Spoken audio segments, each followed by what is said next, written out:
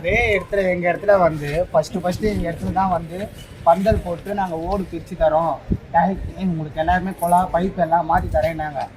இந்த இடத்துல இருக்கிற ஜனங்களும் கொஞ்சம் வந்து எப்படின்னா சொல்றதுன்னா, நீங்க தான் வந்து கொரோனா டைம்ல எல்லாம் செஞ்சீங்க, உங்களையும் மறந்துட்டாங்க நீங்க நிற்கும் போது.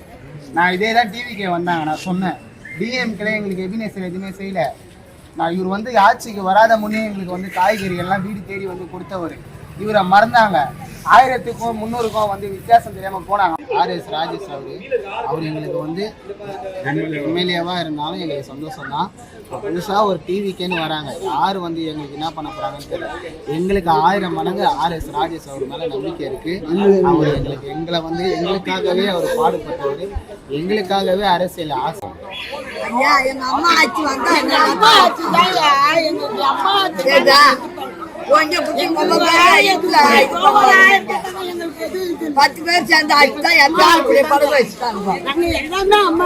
ஆமாயா, இந்த வீட்டுல தான் சாப்பாடு போட்டு சாப்பாடு